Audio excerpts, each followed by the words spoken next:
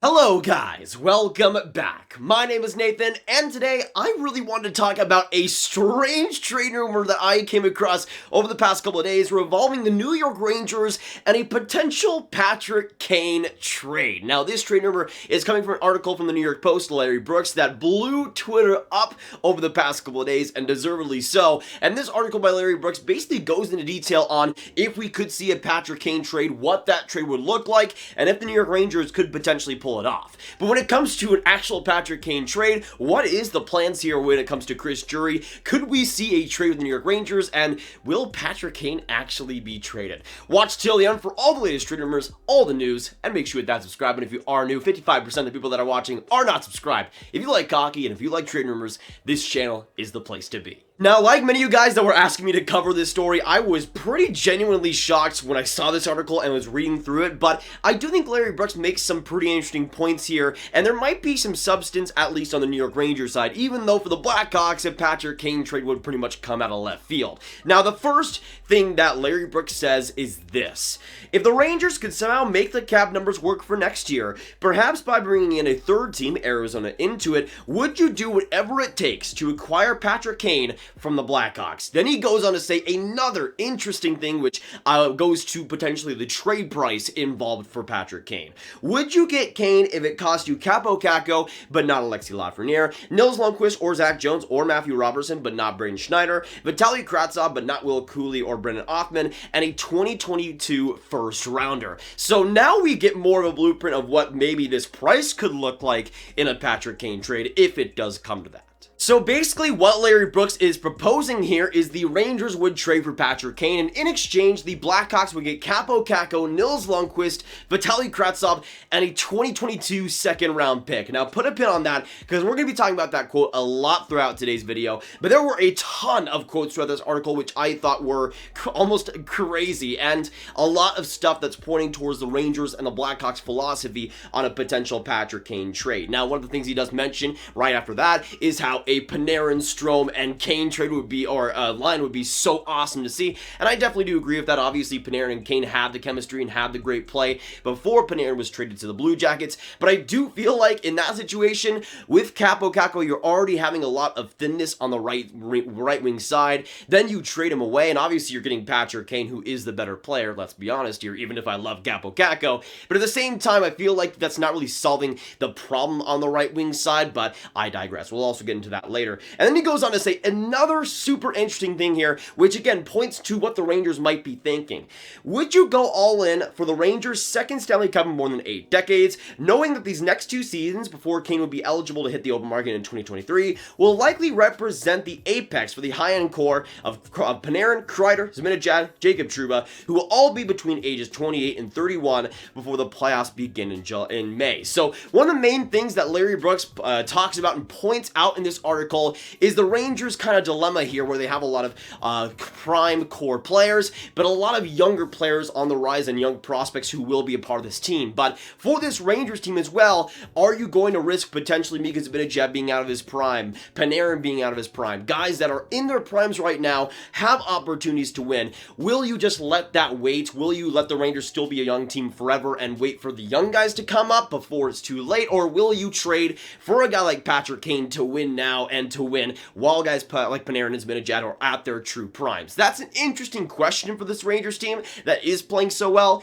and has been so successful so far this year. Now, that question of potentially winning now, I think is extremely fascinating, because we got to remember, this isn't Jeff Gordon as the GM anymore. This is Chris Drury, who this past offseason made a boatload of moves to get better and to try and win now, with guys like Barclay Goodrow, Ryan Reeves, and a bunch of other smaller moves that tried to add more experience and try to add more veteranship. Obviously, they didn't completely trade the prospect pool, but it was obvious they wanted to get out of that rebuild, and so far, they've been playing like they're out of the rebuild. They have been one of the best teams in the entire NHL, and again, going back to Chris Drury's plan and philosophy. It seems like he wants to win now with this team. He wants these next couple of years to be prime amazing seasons, and that's when Patrick Kane comes off his deal. He'll be a free agent after 2023, but for these next couple of years, if you're able to add a guy like Patrick Kane, you took a team that was winning now into a team that can be a true Stanley Cup contender. And in that respect, if you do want to win now,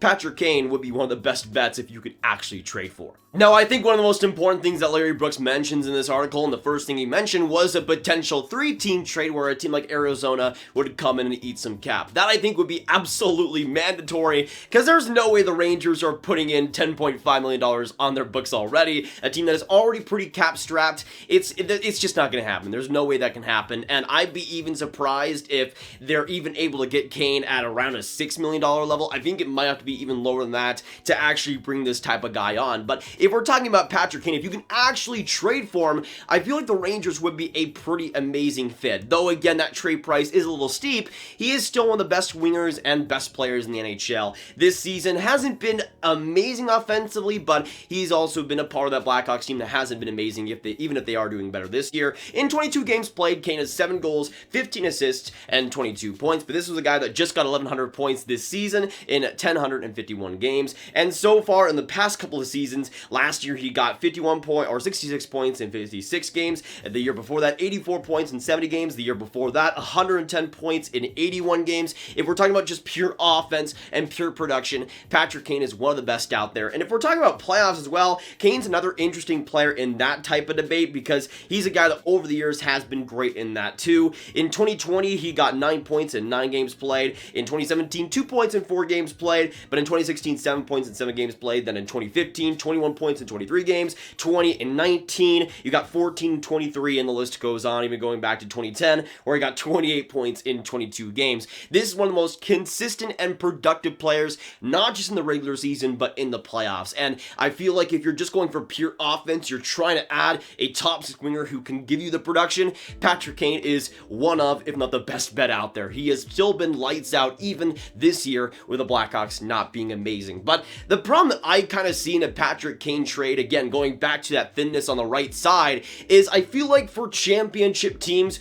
you truly do need on your top 6 great defensive ability, and I feel like for the Rangers, I don't know if they would quite have that, especially if they traded for Patrick Kane. Now, I love Patrick Kane offense and production and skill, it's all at an elite level obviously, but the defense really over the past 5 years has been among the league's worst, and I feel like if you have a Panarin, Strome, and Kane line, who's really going to be playing the great defense you need to supplement Patrick Kane's horrible defensive play, especially when it comes to the playoffs? I don't think Brian Strome is at that type of level to be able to be a replacement defensive guy that can bring the defense when Patrick Kane doesn't, and I feel like that is kind of the biggest problem, especially if we're talking about playoff success. You still need defense to be able to win championships, and that's been a problem for the Rangers over the past couple of years, has been the defensive ability, and I don't feel like Patrick Kane would help that whatsoever, even if the offense might be great to look at.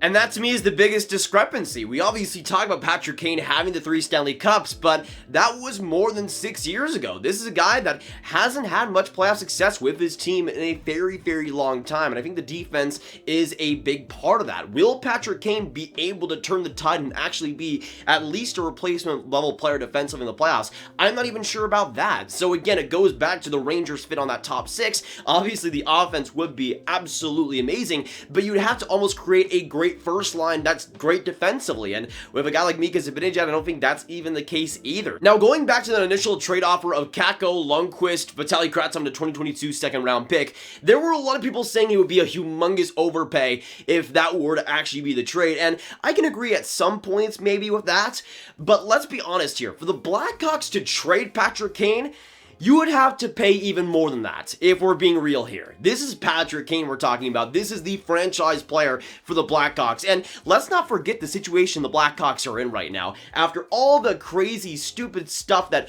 was shown to light over this past year, that was thankfully shown to light over this past year, the relationship the Blackhawks have with the fans has pretty much been at an all-time low. And to trade the franchise player, to trade Patrick Kane, basically insinuating a complete rebuild, rebuild would mean a massive spike in attendance, would leave a ton of fan interest off the board, and I feel like for the Blackhawks, they're just not in a position to want to have to do that, and I feel like even if it might be best for a rebuild, I don't feel like the Blackhawks want to lose any more trust with their fans than they already have already. So in that respect, to see a Patrick Kane trade, especially this year, would surprise me a lot. Now, I know they're obviously in the same division, but if we're talking about defensive wingers with great underlying numbers that I think would be great come playoff time, that are great leaders, and I think would fit amazingly alongside Panarin and Strome, why not go after Oliver Bjorkstrand from the Columbus Blue Jackets, who, if we're being honest here, would cost exceedingly less than Patrick Kane, has a lot better defensive results, and is actually a competent defensive player, knows how to play a defensive style under John Tortorella in the past,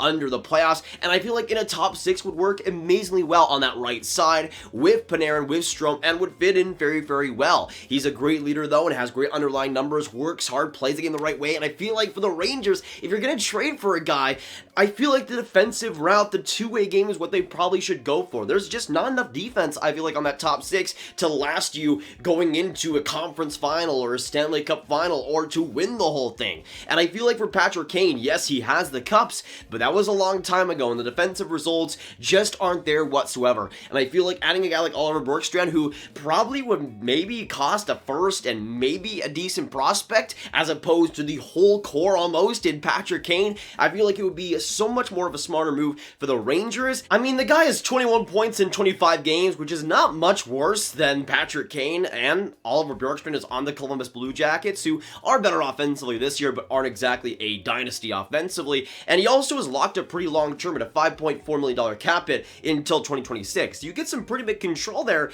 and you get a top 6 winger you can depend upon and have for the next 5 years when this Rangers team is in their prime, and when the young guys are in their prime, and you could easily let him go after that 2026 season, have him go into free agency, and pay other guys like Lafreniere and Kaapo Kakko. That, to me, would be the most interesting thing. Now, Larry Brooks also in this article goes on to say this when it came to the Blackhawks side of things for a potential Patrick Kane trade. And he said this: "Understand there is no word that the Blackhawks are interested in moving Kane, the 33-year-old winger whose contract expires at the same time as Chicago captain Jonathan Toews. The management of this disgraced organization will likely have to face the reality that dealing Kane, who has a no-move clause, will become necessary in order to jumpstart a necessary reconstruction. Question is, would the move be beneficial next year or now?" Now, I gotta say, I completely disagree with the Blackhawks and what Larry Brooks is saying here. Again, it goes back to the fan interest and fan trust. You are at a time right now where you need to have these core players almost. You need to have some stability, and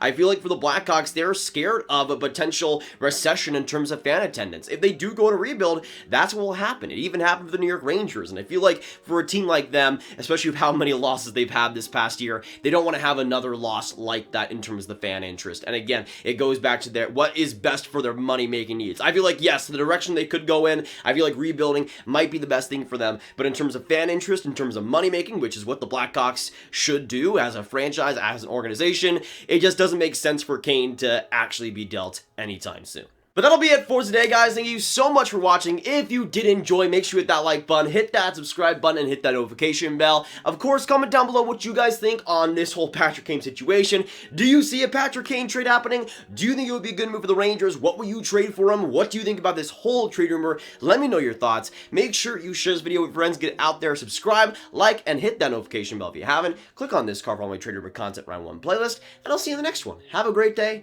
and goodbye.